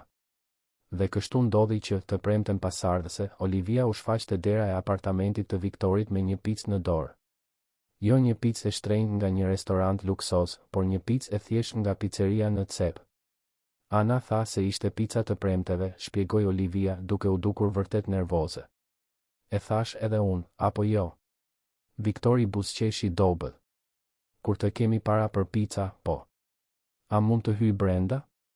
Viktori hezitoi vetëm për një çast para se të largohej nga dera. Sigurisht. Apartamenti ishte i vogël, modest, me mobilje të vjetra dhe mure që duheshin lyer. Por ishte i pastër dhe i organizuar sa më mirë që të ishte e mundur. Në mure kishte vizatime të anës, foto të vjetra në korniza të lira fotografish dhe një raft librash të improvizuar me disa libra dhe lodra të dhuruara. Olivia shikoi përreth jo me keqardhje, por me diçka që dukej si respekt. Atje kishte jetë. Kishte dashuri. Gjëra që i mungonin apartamentit të saj në katin e fundit, sado luksoz. Darka ishte e sikletshme në fillim. Viktori ishte i tensionuar, Ana u përpoq ta kompensonte me biseda të gjalla, dhe Olivia nuk dinte saktësisht si të vepronte. Por gradualisht, ndërsa hanin pica dhe bisedonin për gjëra të parëndësishme, tensioni filloi të lehtësohej. Ishte kur Ana bëri pyetjen që gjithçka ndryshoi. Olivia, a ke familje? Olivia ndaloi me fetën e picës për gjysmë pranë gojës. Unë e bëra. Prindërit e mi. Ata ndëruan jetë disa vjet më parë. Si vdiq nëna ime, tha Ana me thjeshtësinë brutale të fëmijërisë. Ajo nuk mundi ta duronte më. Ana, filloi Viktori, por Olivia e ndërpreu. Gjithçka është në rregull. Është e vërtetë, apo jo? Ndonjëherë njerëzit largohen. Për arsye të ndryshme, por ata largohen. Do të jesh vetëm? Pyeti Ana. Po. Po thuaj se gjithmonë. Kjo është e trishtueshme. Po, u pajtua Olivia dhe në atë pranim kishte një sinqeritet të pastër. Por po mësoj se të qenit vetëm është ndryshe nga të qenit i vetmuar. Mund të kesh shoqëri dhe prapë të ndihesh i vetmuar. Dhe mund të jesh fizikisht vetëm, por i lidhur. Viktori e shikoi me një interes të ri për të rirë. Kjo grua kishte më shumë se sa thjesht trashëgimtarja e pasur që ai kishte supozuar se ishte. Kishte thellësi. Dhimbje. Një kërkim për kuptim. Pas darkës, ndërsa Ana shikonte filma vizatimor, Viktori dhe Olivia qëndruan në balkonin e vogël që mezi zinte dy persona. Qyteti shtrihej para tyre, me drita që shkëlqenin natën. Faleminderit që më lejua të vija, tha Olivia. Ishte ideja e Anës, jo e imja. E di. Por mund të kishe thënë jo. Viktori heshte për një çast. Ajo ka të drejtë për ty je shumë vetëm. Dhe ti jo. Është ndryshe. Unë kam Anën. Kam një qëllim. Ti ke para, por nuk ke askën. Është një mënyrë mizore për ta thënë, por nuk është gabim. Më vjen keq. Nuk doja të isha mizor. Jo, është në rregull. Në fakt është freskuese. Njerëzit përreth meje gjithmonë gënjejnë. Ata thonë se kam miq kur e di që kam vetëm oportunist. Ata thonë se jam me fat kur e di që jam thjesht i pasur dhe nuk është e njëjta gjë. Viktori e mendoi këtë. Unë prapë se prapë do të preferoja problemet e tua se sa të mia. A do ta preferoje këtë? Olivia i u drejtua atij. Edhe duke e ditur se do të më duhej të hiqja dorë nga Ana? Sepse e vetme, pa qëllim, pa dashuri të vërtetë, kështu jetoj unë. Nuk do të hiqja dorë nga Ana për asgjë në këtë botë. Pikërisht. Ndoshta problemet tona janë thjesht të ndryshme, jo domosdoshmërisht më të mira ose më të këqija. Ishte një moment mirëkuptimi të ndërsjellë. Jo falje, ende jo. Por njohje. Dy qenie njerëzore, secila e bllokuar në burgjet e veta, duke u përpjekur të gjejë një rrugdalje. Të premtet u bën traditë. Olivia sillte pica, ndonjëherë edhe pjata të tjera të thjeshta që kishte mësuar të bënte. Asgjë e veçantë, asgjë që të dukej si bamirësi. Thjesht ndarja e një vakti. Ana filloi t'i priste me padurim këto vizita, duke përgatitur vizatime për t'i treguar, histori për t'i treguar. Por ishte një nga ato të premteve që gjithçka ndryshoi përsëri. Viktori mori një telefonat. Një kompani ndërtimi në një qytet tjetër në rajonin jugor të vendit po i ofronte një pozicion të përhershëm. Inxhinier civil. Pagë 3 herë më e lartë se çdo gjë që kishte arritur të merrte më parë. Përfitime të plota. Stabilitet i vërtetë. Ishte gjithçka që ai kishte ëndërruar. Ishte përgjigje e të gjitha lutjeve të tij. Ishte gjithashtu një vendim i pamundur. Ata duan një përgjigje brenda një jave, i tha ai Olivias pasi e mbylli telefonin me zë të tensionuar. Do ta pranosh, pyeti ajo, dhe në zërin e saj kishte diçka të çuditshme. Frikë, ndoshta. Nuk e di. Është një mundësi e jashtëzakonshme. Do të ndryshonte gjithçka për mua dhe Anën. Por do të thotë të lëm gjithçka pas. Shkollën e saj, trajtimin që funksionon dhe ty. Fjala e fundit doli para se ai të mund ta ndalonte. Dhe, pasi u shqiptua, mbeti pezull në ajër midis tyre, e mbushur me kuptim. Olivia u përpoq të dukej e shkujdesur, por dështoi. Ana të pëlqen. Ajo po të pret. Dhe trajtimi i saj këtu po funksionon. Të zhvendosesh në një qytet tjetër do të thoshte të filloje nga e para me mjek të rinj, një shkollë të re, sfida të reja. Por parat do të zgjidhnin shumë probleme. Do ta zgjidhte problemin. Por do të krijonte të tjerë. Ata heshtën, secili i zhytur në mendimet e veta. Viktori e dinte se duhej ta pranonte. Ishte vendimi i arsyeshëm. Vendimi i të rriturve. Vendimi që do ta vendoste Anën në një pozicion më të mirë financiar. Por për herë të parë pas shumë vitesh, nuk bëhej fjalë vetëm për mbijetesë. Bëhej fjalë për cilësinë e jetës. Dhe Ana ishte e lumtur atje. Për herë të parë që kur Rose u largua, vajza e saj kishte stabilitet. Ajo kishte Olivian. Ajo kishte një rutinë që funksiononte. Çfarë mendoni se duhet të bëj? Pyeti Viktori, dhe të dy u habitën që ai po i kërkonte mendimin e saj. Mendoj se e di tashmë përgjigjen, tha Olivia me kujdes. Dhe çdo gjë që them do të tingëlloj e anshme sepse nuk dua që të largohesh. Viktori e shikoi vërtet për herë të parë pa barrierat e zemërimit dhe pa kënaqësisë. Ai pa një grua të tmerruar nga humbja e të vetmes, lidhje të vërtetë që kishte. Ai pa një dobësi që ajo rrallë e tregonte. A do të qëndroje këtu? Pyeti ai. Nëse do të ishe në vendin tim me këtë ofertë, a do të zgjidhje të qëndroje? Nuk e di. Nuk më është dashur kur të bëj zgjedhje të vështira si këto. Zgjedhjet e mia kanë qenë gjithmonë rreth asaj se çfarë të blej, ku të udhëtoj, në cilin aktivitet të marr pjesë. Ato nuk kanë qenë kurrë rreth ushqimit në tavolinë apo një çati mbi kokë. Tani e kupton pak. E kupton që çdo vendim për njerëz si unë ka peshë. Nuk ka zgjedhje të lehta. Vetëm zgjedhje që janë më pak të pamundura. Olivia pohoi me kokë dhe kishte lot në sy që nuk u përpoq t'i fshite. Cila do qoftë vendimi yt, unë do të mbështes. Dhe do të sigurohem që Ana të vazhdoj trajtimin e saj, kudo që të jesh. Pa manipulime? Pa lojra? Pa manipulime. Pa lojra. Vetëm ndihmë e vërtet, e kërkuar dhe e pranuar lirisht. Përpara se të mund të vazhdonin bisedën, Ana doli në balkon. Babi, Olivia, e janë të shihni. Filmi im i preferuar vizatimor ka filluar. Ata e ndoqën vajzën brenda dhe Viktori ndjeu zemrën e tij të shtrëngohej. Ana po buzëqeshte, vërtet po buzëqeshte. Sytë e saj shkëlqenin. Lodhja e vazhdueshme që e kishte përndjekur më parë ishte zhdukur. Dhe ajo ndjej rehat, e relaksuar, e lumtur. Si mund t'ia hiqte këtë gjë? Si mund t'i jepte përparësi parave mbi shenjën e parë të stabilitetit emocional që ajo kishte pasur që kur Rose u largua? Por si mund ta refuzonte një mundësi që do të zgjidhte kaq shumë probleme? Që do t'i jepte Anës gjithçka që meritonte materialisht? Nuk kishte përgjigje të saktë. Kishte vetëm zgjedhje me pasoja, dhe ai do të duhej të jetonte me cilëndo që të bënte. Atë natë, pasi Olivia u largua dhe Ana flinte, Viktori rinte zgjuar duke parë tavanin. Unaza që Olivia e kishte bler ishte në një sirtar, e paprekur. Ai e mori, duke ndjer peshën e metalit të ftohtë në duar.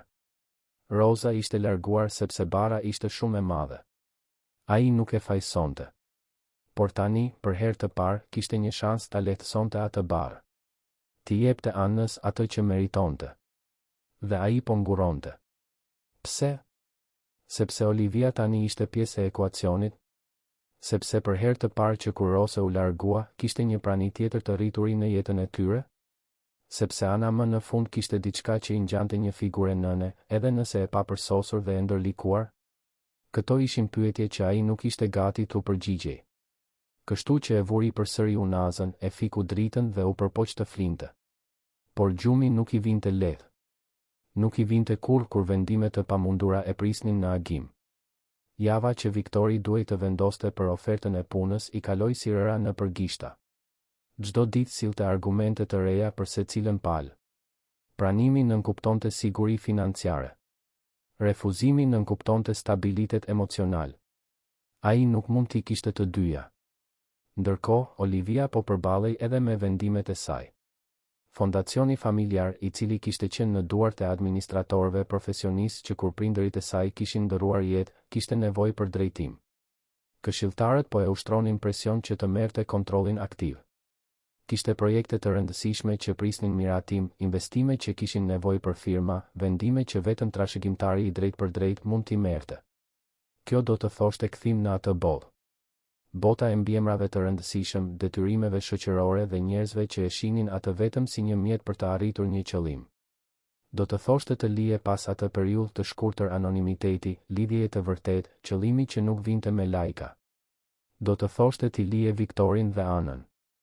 Ishte një mëngjes i sënjtes kur gjithçka u shkatërrua. Ana pësoi atë që mjekët e quajtën një atak të lehtë në zemër gjatë orës së edukimit fizik. Nuk ishte serioz, jo në kuptimin që të ishte menjëherë kërcënues për jetën, por mjaftoi për ta frikësuar atë dhe të gjithë përreth saj. Mësuesja Chiara e thiri menjëherë Viktorin, i cili nxitoi për në shkollë me zemrën që i rrite fort. Kur ai mbërriti, Ana ishte e vetëdijshme, por e zbehtë dhe e frikësuar. Babi, më dhem shumë gjoksi, tha ajo, dhe në sytë e saj kishte një frikë të vërtetë. Spitali ku e quan nuk ishte Santa Clara, ku po merrte trajtim, por spitali më i afërt i komunitetit. Ishte një spital publik, i mbipopulluar, me një staf të mbingarkuar me punë. Viktori plotësonte formularet me duar që i dridheshin, duke u përpjekur t'i shpjegonte gjendjen e Anës, ilaçet që po merrte, historinë e saj mjekësore. Atëherë u shfaq Olivia. Viktori nuk e dinte se si e kishte zbuluar, por ja ku ishte, e veshur thjesht dhe me një fytyrë të shënuar nga shqetësim i sinqert. Si është ajo? Pyeti ai, pa frym. E qëndrueshme. Por po kryejnë teste. Thanë se mund të duhen orë të tëra. Mund ta transferoj në një spital privat. Shërbim më i shpejtë. Jo, tha Viktori, por zërit të tij i mungonte bindja e zakonshme. Është mirë këtu. Por gjërat nuk po shkonin mirë. Ata pritën 3 orë në një dhomë urgjence të mbushur plot e përplot para se të gjenin një shtrat të përkohshëm për Anën. Edhe 2 orë të tjera derisa një kardiolog ta ekzaminonte. Gjatë gjithë kësaj kohe, Viktori dhe Olivia qëndruan bashkë, të bashkuar nga shqetësimi për vajzën e vogël që të dy e kishin dashur. Ishte aty, gjatë atyre orëve të gjata të pritjes, që barierat më në fund filluan të shemben plotësisht. Nuk kishte vend për krenari kur një fëmijë ishte në rrezik. Nuk kishte vend për pakënaqësi kur frika ishte më e madhe se çdo gjë tjetër. Duhet ta kisha pranuar punën, tha papritur Viktori me kokën në duar. Me atë pagë, ajo do të kishte marrë trajtimin më të mirë të mundshëm. Nuk kishe asnjë mënyrë ta dije se kjo do të ndodhte. Por e dija që ajo kishte nevojë për më shumë. Gjithmonë e kam ditur. Dhe zgjodha të qëndroja sepse ishte më e rehatshme emocionalisht. Isha egoiste. Nuk ishte egoizëm, tha Olivia me vendosmëri. Ti zgjodhe atë që mendove se ishte më e mira për të në atë kohë. Askush nuk mund ta parashikojë të ardhmen. Dhe të qëndrosh në një vend ku ajo ishte e lumtur, ku kishte stabilitet, nuk ishte egoizëm. Ishte dashuri. Viktori e shikoi dhe për herë të parë besoi vërtet se ajo e kuptonte. Jo plotësisht, kur plotësisht, por mjaftueshëm. Kam frikë, pranoi ai me zë të ngjirur.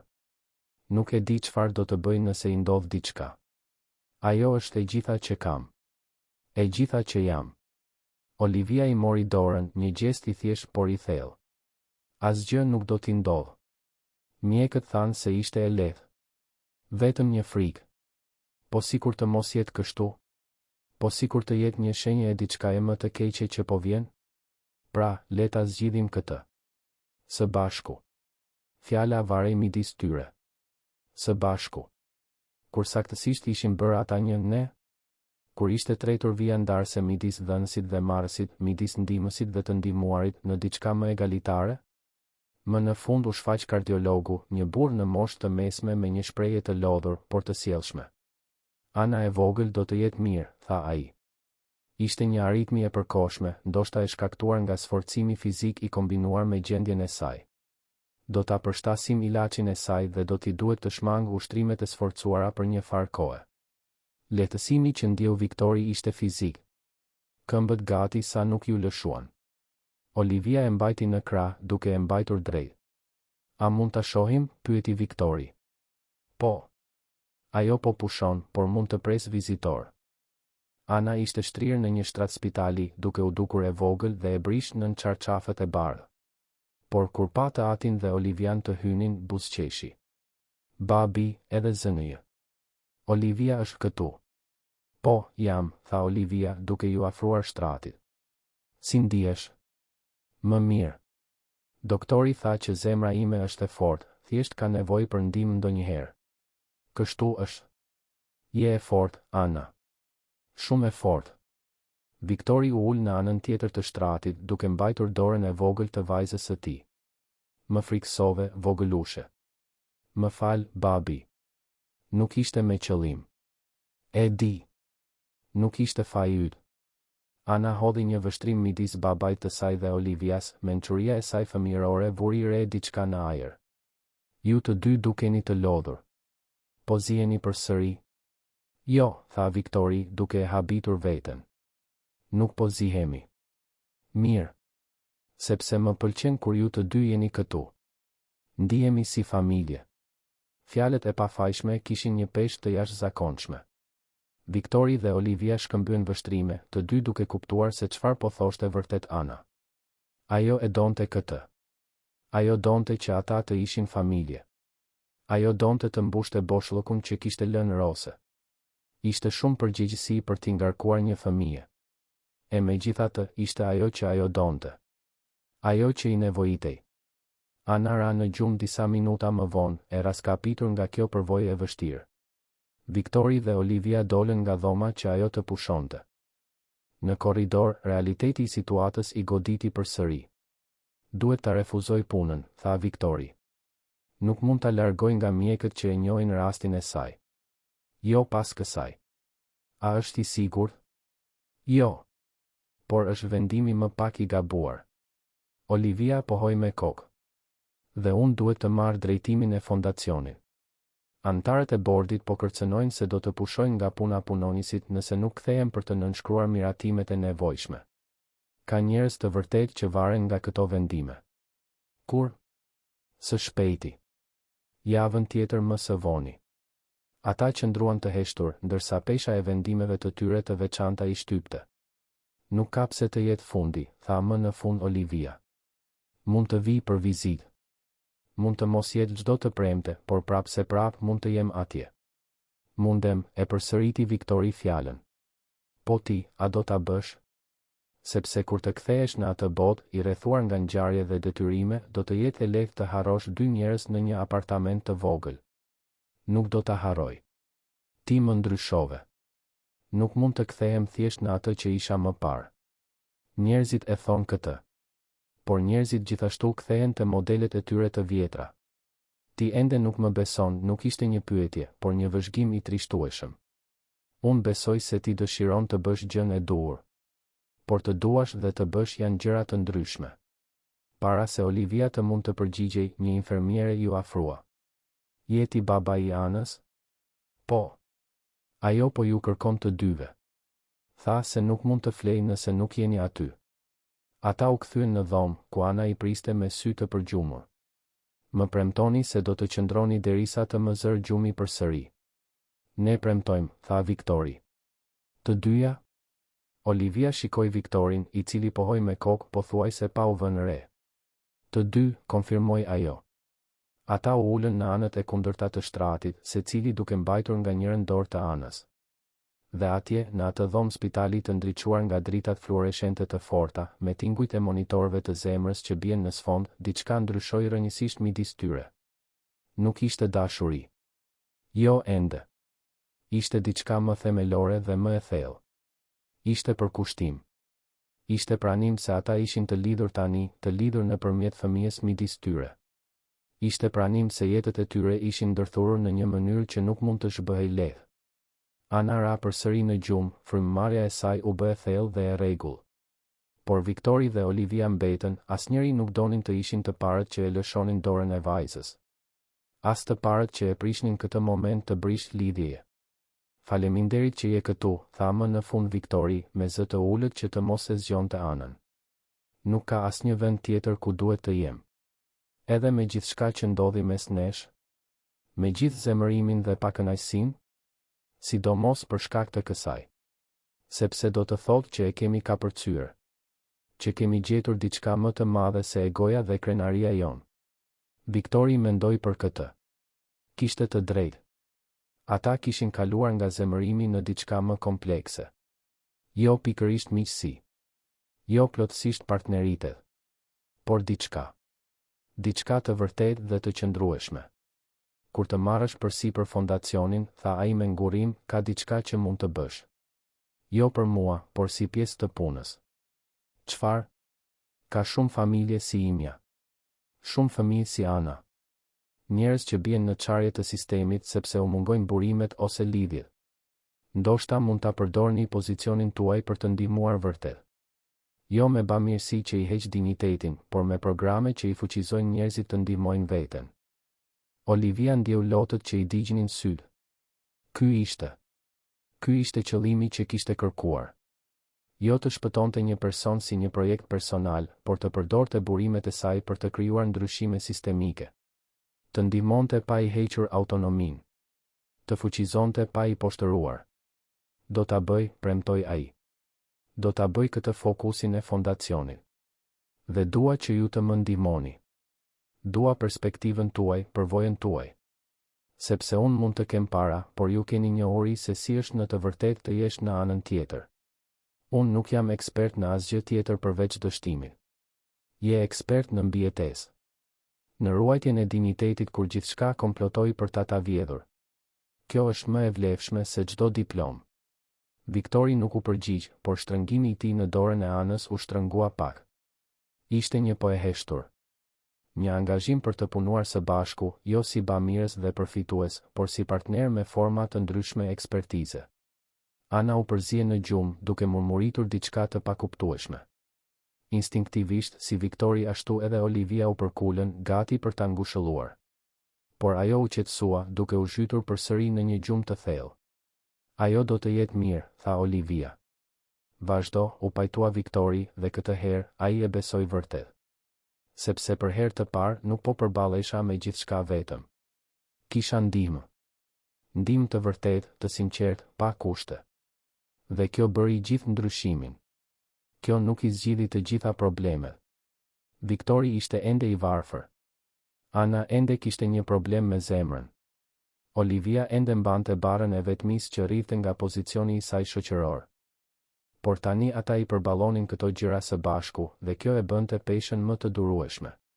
Kur Ana më në fund doli nga spitali të nesërmen, ishte Olivia ajo që i çoi në shtëpi me makinën e saj. Jo makinën luksoze që kishte, por një sedan të thjeshtë që e kishte bler për ekskursionet e saj në qytet. Ata nuk komentuan për këtë, por të tre e kuptuan kuptimin. Ajo po përshtatej me botën e tyre, jo duke u përpjekur t'i ngrej ata në nivelin e saj. Në apartament, Olivia e ndihmoi Anën të sistemohej në shtrat. Vajza ishte e lodhur, por me humor të mirë, e lehtësuar që ishte kthyer në shtëpi. Olivia, thiri Ana para se gruaja të largohej. Po largohesh tani që po kujdesesh për fondacionin? Do të jem më e zënë, pranoi Olivia. Por nuk do të iki. Të premtoj. Premtimet janë të rëndësishme, tha Ana seriozisht. Babi gjithmonë thotë se premtimet duhen mbajtur. Dhe unë do t'i përmbahem kësaj. Olivia u largua pak më vonë, duke i lënë Viktorin dhe Anën vetëm. Por prania e saj dukej se zgjati, duke lënë gjurmë të pashlyeshme në hapësirë. Babi, tha Ana ndërsa Viktori po e përqafonte, a është Olivia si nën tani? Pyetja e zuri në befasi Viktorin. Si mund t'i përgjigjej kësaj? Olivia nuk ishte nëna e Anës. As në kuptimin biologjik apo ligjor. Por ajo ishte bërë diçka e rëndësishme në jetën e tyre. Dikush që interesoi. Dikush që qëndronte. Ajo është dikush i veçantë, tha ai me kujdes. Dikush që na pëlqen shumë mua dhe ty. Edhe mua më pëlqen. A të pëlqen edhe ty, babi? Viktori e mendoi thellë pyetjen. A i pëlqente Olivia? Muaj më parë, përgjigjja do të kishte qenë një jo e prerë. Ajo përfaqësonte gjithçka që ai nuk e pëlqente, privilegjin, ndërhyrjen, bamirësinë e keqdrejtuar. Po tani? Po, tha ai më në fund. Më pëlqen. E po, tha Ana, duke përpëlitur. Sepse edhe asaj i pëlqen. Mund ta kuptoj nga mënyra se si të shikon. Me atë vëzhgim shqetësues, Ana mbylli sytë dhe ra në gjumë, duke e lënë Viktorin vetëm me mendime që nuk ishte gati t'i shqyrtonte shumë nga afër. Sepse nëse do të ishte i ndershëm me veten, ajo që ndjente për Olivian kishte evoluar në diçka më të ndërlikuar se sa thjesht pranim. Kishte respekt. Kishte mirënjohje të sinqertë. Dhe kishte diçka më shumë, diçka që nuk ishte gati ta emërtonte. Jo ende. Muajt në vijim sollën ndryshime që asnjëri prej të treve nuk mund t'i kishte parashikuar. Viktori e refuzoi zyrtarisht ofertën e punës në rajonin jugor, por kjo hapi një derë të papritur. I njëjti rekrutues, i impresionuar nga ndershmëria e tij në lidhje me arsyet e refuzimit, e lidhi atë me një kompani lokale që kishte nevojë për një inxhinier civil për projekte të përkohshme. Nuk ishte trefishi i pagës, por ishte i qëndrueshëm. Ishte dinjitet i fituar me munë. Olivia, nga ana e saj, e mori drejtimin e fondacionit me një energji që i habiti këshilltarët veteran. Veprimi i saj i parë ishte të ristrukturonte plotësisht fokusin e donacioneve. Mjaft me darka bamirësie ku të pasurit ndieshin mirë që shpenzonin para për problemet. Tani do të bëhej fjalë për programe të qëndrueshme, fuqizim, dinjitet. Dhe ajo këmbënguli që Viktori të ishte një konsulent jo formal. Kam nevojë për dikë që ka jetuar në anën tjetër, i shpjegoi ajo bordit, duke injoruar vetullat e ngritura. Të premtet vazhdonin. Ndonjëherë ishte pica, ndonjëherë ishte makarona që Olivia mësoi t'i bënte nga tutoriale online, ndonjëherë ishte një darkë më e përpunuar që Viktori e përgatiste me krenari kur rroga e tij ja lejonte.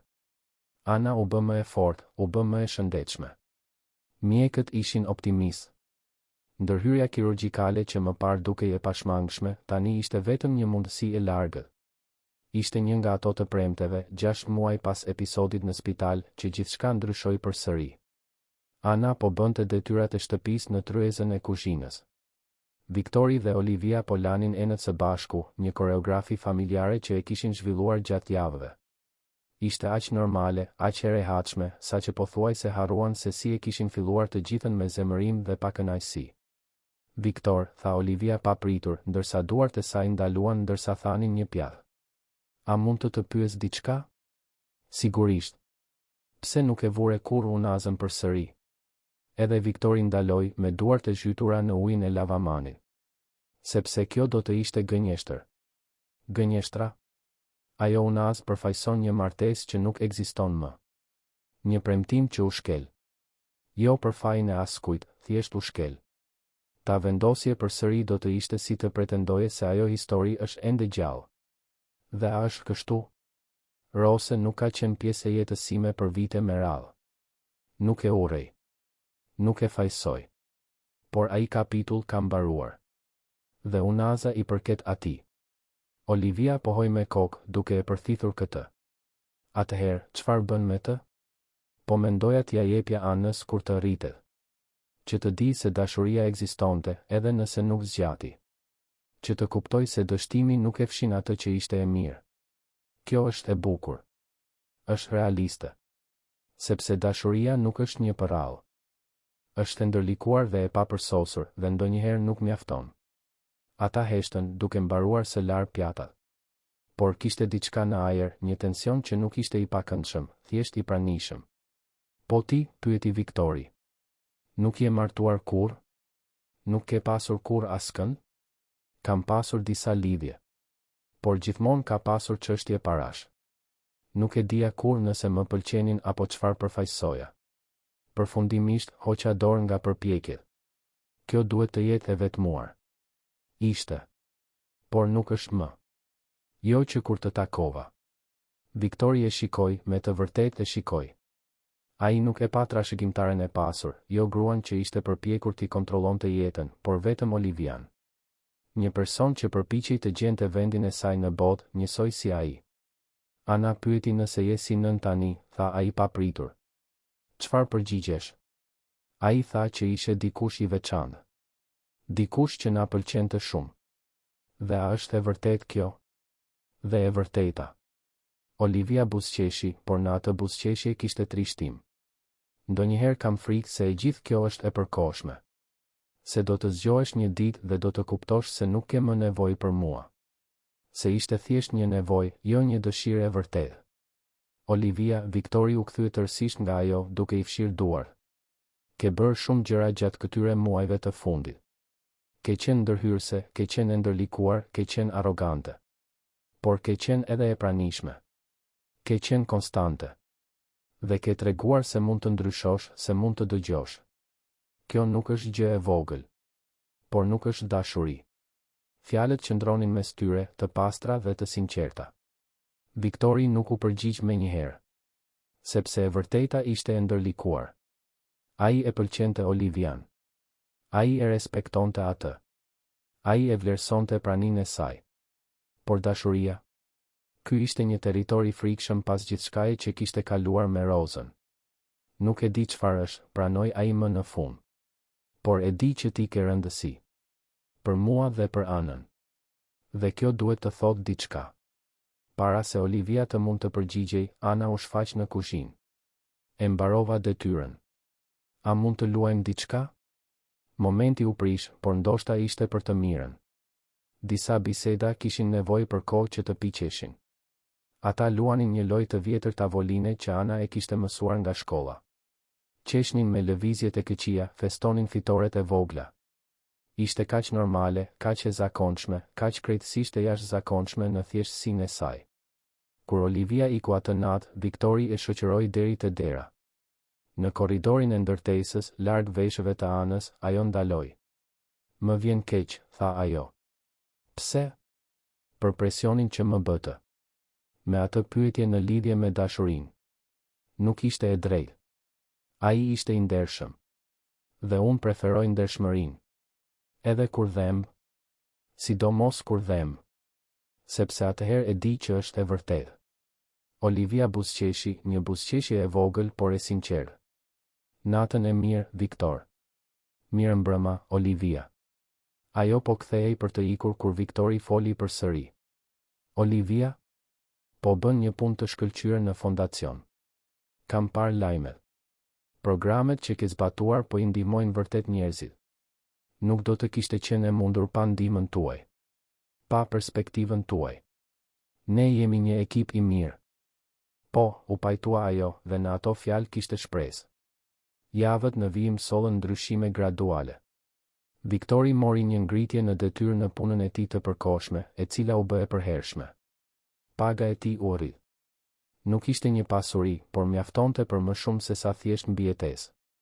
Për herë të parë pas vitesh, ai ishte në gjendje të blinte rroba të reja për Anën. Këpucë që nuk e shtrëngonin. Libra që ajo donte, jo vetëm ato të marra hua nga biblioteka. Ana lulëzoi.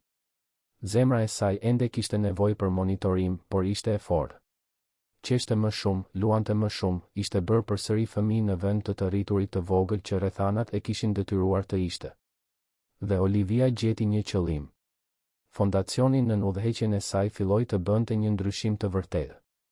Programe mikrokrediti për pronarët e bizneseve të vogla. Bursa të plota që mbulonin jo vetëm shkollimin, por edhe materialet dhe strehimin. Klinika komunitare që respektonin dinjitetin e pacientëve. Të premtet u bën të shenjta për të tre. Ishte dita kur ata lanë pas botën e jashtme dhe ishin vetëm ata të dy. Një familje e papritur, e ndërtuar jo nga gjaku, por nga zgjedhja dhe këmbëngulja. Ishte një nga ato të premte, pothuajse një vit pas takimit të tyre të parë në dyqanin e pengjeve që ndodhi zbulimi i fundit. Të gjithë ishin ulur në divanin e vogël në apartament, duke parë një film që Ana kishte zgjedhur, kur dikush trokiti në derë.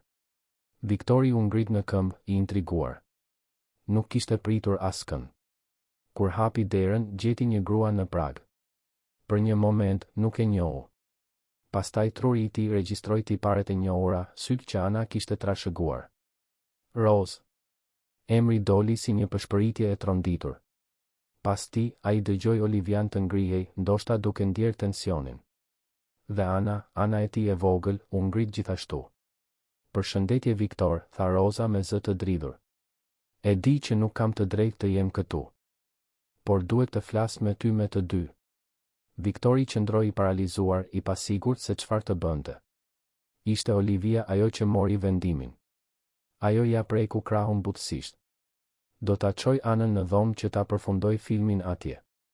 Jo, tha Ana, me zë të ulët por të vendosur. Dua të rri. Ajo është nëna ime. Të gjithë e shikuan vajzën. Kishte një pjekuri zemërthyes tek ajo. Ajo e dinte kush ishte Rose. E mbante mend, edhe nëse në mënyrë të paqartë. Dhe kishte të drejtë të ishte aty. Në rregull, tha më në fund Viktori, duke i bërë vend Rozës të hynte. Apartamenti papritmas dukej edhe më i vogël. Rosa shikoi përreth, duke vënë re ndryshimet që nga hera e fundit që kishte qenë atje. Ajo pa vizatimet e Anës në mure. Kuzhinën më të organizuar. Përmirësimet e vogla që Viktori kishte bërë me pagën e tij të re. Dhe ajo pa Olivian, një të huaj që ndihej qartë rehat në atë hapësirë. Kush je ti? Pyeti Rose, dhe kjo pyetje kishte shtresa të shumë fishta. Olivia, u përgjigj ajo thjesht. Një mikesh familjare. Rosa pohoi me kokë, duke kuptuar më shumë nga ç'ishte thënë. Ajo u kthye nga Anna. Je rritur kaq shumë. Shumë e bukur. Faleminderit, tha Ana me mirësjellje, por duke ruajtur distancën. E di që nuk e meritoj të jem këtu, filloi Rose, me lotët që i rridhnin në fytyrë. Të braktisa. U largova kur gjërat u vështirësuan. Isha frikacake. Ajo nuk ishte frikacake, tha Viktori, duke i habitur të gjithë. Ajo ishte njerëzore. Kishte një kufi dhe e arriti atë. Nuk të fajsoj për këtë. Por Ana. Vajza jon. E lash. Po, ajo iku. Dhe kjo e lëndoi. Dhe vazhdon ta lëndoj.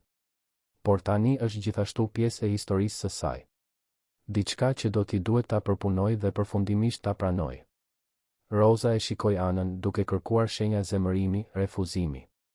Por vajza e shikoi vetëm me një kuriozitet të largët. Nuk kishte urrejtje. Por as dashurinë e pakushtëzuar që kishte qenë aty më parë. Pse u ktheve? Pyeti Ana, pyetja që të gjithë donin ta bënin. Sepse shkova në terapi. Sepse punova me veten. Sepse e kuptova që të largohesha ishte gjëja e duhur për mua në atë moment, por të qëndroja larg përgjithmonë jo. Ti je vajza ime. Dhe të dua, edhe nëse nuk arrita ta tregoj. Dashuria nuk është vetëm një ndjenjë, tha Ana, dhe fjalët e saj jehonin bisedat që kishte pasur me Viktorin dhe Olivian. Është veprim. Është të jesh i pranishëm. Është të mos dorëzohesh. Rose qau hapur tani. Ke të drejtë. Dhe unë kam hequr dorë. Nuk mund ta ndryshoj këtë. Mund të përpiqem vetëm të bëj më mirë që tani e tutje, nëse më lejon. Viktori dhe Olivia shkëmbyen vështrime. Kjo nuk kishte të bënte me ta. Kishte të bënte me Anën. Dhe Anës i duhej të kishte një fjalë në këtë vendim. Çfarë do, vogëlush? Pyeti Viktori butësisht. Ana mendoi për një çast të gjatë. Dua të di kush je tani, i tha ajo Rozës. Jo nëna që iku, por personi që je tani. Ngadalë. Me baban tënd dhe Olivian të pranishëm. Ishte një përgjigje çuditërisht e pjekur për një 8 vjeçare. Por Ana ishte rritur shumë shpejt, ajo kishte mësuar rreth humbjes dhe rimëkëmbjes, rreth asaj se sa kompleks dhe të papërsosur janë njerëzit. Kjo është e drejtë, tha Rose. Më shumë se sa meritoj. Biseda që pasoi ishte e vështirë. Rose shpjegoi se ku kishte qenë dhe çfarë kishte bërë. Ajo punonte si menaxhere e një dyqani të vogël në një qytet tjetër. Ishte stabilizuar financiarisht dhe emocionalisht. Nuk donte të kthehej te martesa e saj me Viktorin, të dy e kuptonin se ai kapitull kishte mbaruar. Por ajo donte, nëse ishte e mundur, të kishte një lloj marrëdhënieje me Anën. Viktori pranoi, por vendosi kufi të qartë. Në fillim vizita të mbikëqyrura. Asnjë premtim që nuk mund ta mbante. Dhe Ana do të kishte gjithmonë fjalën e fundit për ritmin dhe kohëzgjatjen e marrëdhënies. Olivia qëndroi e heshtur për pjesën më të madhe të bisedës, duke vëzhguar. Por prania e saj ishte e rëndësishme. Tregonte se tani kishte strukturë në atë familje. Se Ana kishte më shumë se sa vetëm Viktorin. Ajo kishte një rrjet mbështetës. Kur Rose më në fund u largua, pasi kishte rregulluar një vizitë të mbikëqyrur pasuese, apartamenti ra në një heshtje të thellë. Ana shkoi në dhomën e saj pa thënë asgjë. Viktori dhe Olivia qëndruan në dhomën e ndenjes. A i ndryshon kjo gjërat? Pyeti Olivia butësisht. Ndryshon. Por jo në mënyrën se si po mendon ti Rose është e kaluara e Anës. Ti dhe unë jemi e tashmja e saj. Dhe shpresojmë e ardhmja e saj. Je e sigurt? Sepse nëse ti dhe Rosa duhet të provoni përsëri, është për hir të Anës. Jo, tha Viktori me vendosmëri. Ajo martesë mbaroi shumë kohë më parë. Dhe Ana nuk ka nevojë për prindër që bëjnë sikur janë bashkë. Ajo ka nevojë për të rritur të ndershëm që e duan. Po sikur Rose të dëshiroj më shumë kohë me të? Pra, le ta kalojmë këtë. Si të rritur. Por kjo nuk e ndryshon atë që kemi ndërtuar këtu. Nuk e ndryshon faktin që ju jeni bërë pjesë e kësaj familjeje. Olivia ndjeu lotët që i digjnin syt. Familje. Kështu e sheh edhe ti? Ti? Familja.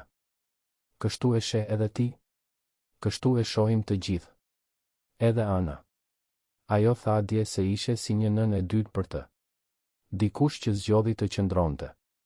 Përpara se Olivia të mund të përgjigjej, Ana u kthye nga dhoma. Ajo mbante në dorë kutinë e vogël prej kadifeje ngjyrë blu të errët. Babi, tha ajo, mendoj se është koha të bësh diçka për këtë. Viktori e mori kutinë dhe e hapi. Unaza ishte ende aty, duke shkëlqyer në dritën e zbehtë të apartamentit. Çfarë mendon se duhet të bëj?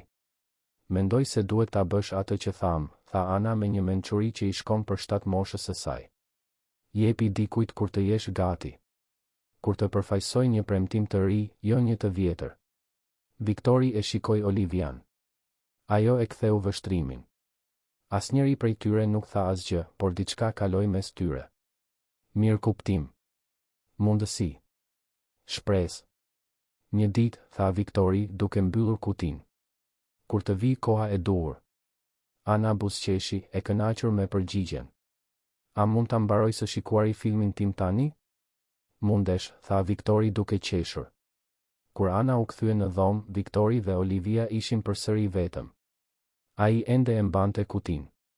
E di që nuk pres asgjë, apo jo, tha Olivia. Jam këtu sepse dua të jem, jo sepse pres diçka në këmbim. E di. Por ndoshta është koha të ndalojmë së menduari vetëm në terma të pritjeve dhe detyrimeve. Ndoshta është koha thjesht t'i lëm gjërat të jenë ato që janë. Dhe çfarë janë ato? Nuk e di ende. Por ato janë të vërteta. Dhe janë tonat. Të ndërtuara nga e para, me të gjitha gabimet dhe sukseset gjatë rrugës. Olivia ju afrua, duke qëndruar pranë tij. Ato shikuan së bashku nga dritarja e vogël e apartamentit qytetin që shtrihej përtej. E di çfarë është qesharake, tha ajo. E fillova të gjithë këtë sepse ndihesha bosh. Mendova se ndihma ndaj dikujt do ta mbushte atë boshllë. Por nuk ndodhi kështu. Jo. Jo. Boshllëku është ende aty. Por tani kam diçka më të fortë se ai. Kam lidhje. Kam një qëllim që nuk ka të bëjë me mua. Ju kam ju të dy. Më në fund Viktori e la kutinë mënjan dhe i mori dorën Olivias. Ishte një gjest i thjesht, por plot kuptim. E di që jemi ende të ndërlikuar, apo jo? Ne ende kemi dallimet tona, sfidat tona. E di. Por e komplikuar nuk do të thot e pamundur. Nuk do të thot kjo, u pajtua ai. Ata qëndruan ashtu për një çast të gjatë, me duart e ndërthurura, duke parë drejt së ardhmes me një përzierje shprese dhe realizmi. Nuk ishte një fund përrallë. Ishte më i mirë. Ishte i vërtetë. Ana u shfaq përsëri, këtë herë duke përpëlitur. Jam përgjumur. A mund të flet tani? Po, tha Viktori. Le ta vëmë në shtrat. Dhe të tre shkuan së bashku në dhomën e Anës. Viktori dhe Olivia e futën brenda, secili në njërin anë të shtratit. Ishte një koreografi që kishin zhvilluar gjatë muajve. Natyrale. E rehatshme. Familjare. Natën e mirë, vogëlushe, tha Viktori duke e puthur në ballë. Natën e mirë, e dashur, tha Olivia duke bërë të njëjtën gjë. Natën e mirë, babi. Natën e mirë, Olivia. Ju dua të dyve. Edhe ne të duam, than ata së bashku, dhe ishte e vërtetë. Kur dolën nga dhoma, duke lënë vetëm dritën e natës ndezur, Viktori dhe Olivia ndaluan në korridor. Ishte vonë. Olivia duhej të largohej. Por asnjëri prej tyre nuk donte ta prishte atë moment. Mbaje, tha pa pritur Viktori. Për mëngjes. Anës do t'i pëlqej. Dhe mua gjithashtu. Olivia buzëqeshi. Në rregull. Do të rri. Dhe kështu, atë natë të zakonshme të premteje, në një apartament të vogël diku në kryeqytet, tre persona gjetën diçka që nuk mund ta blejnë paratë dhe nuk mund ta vjedhin varfëria. Ata gjetën lidhje. Ata gjetën familje. Ata gjetën shtëpi. Nuk ishte perfekte. Nuk do të ishte kurrë. Viktori ende luftonte me krenarin dhe pasigurin. Olivia ende mbante vetmin e së kaluarës së saj. Ana ende po përpunonte braktisjen nga nëna e saj biologjike. Rose ende po përpiqej të gjente vendin e saj në këtë konfigurim të ri. Por ata ishin të vërtetë. Dhe ishin të ndershëm. Dhe ishin bashkë. Dhe për momentin, për sot, kjo ishte më se e mjaftueshme. Kaq ishte e gjitha. Fundi i historisë. Të dashur dëgjues, shpresojmë që historia e Viktorit, Olivias dhe Anës t'ju ketë prekur zemrat. Ashtu si ata, të gjithë ne i mbartim vështirësitë tona dhe kërkojmë lidhje të vërtetë në këtë botë të ndërlikuar. Nëse kjo rrëfim ju ka pëlqyer, ju lutemi të regjistroheni në kanal për të vazhduar të merrni histori që eksplorojnë thellësinë e përvojës njerëzore. Lini një pëlqim nëse besoni se familja ka të bëjë me zgjedhjen aq sa me gjakun, dhe na tregoni në komente se cili moment në histori ju ka ndikuar më shumë. Historitë dhe reflektimet tuaja e pasurojnë komunitetin ton dhe na kujtojnë se asnjëri prej nesh nuk është vërtet vetëm në udhëtimet tona. Deri në historinë tjetër.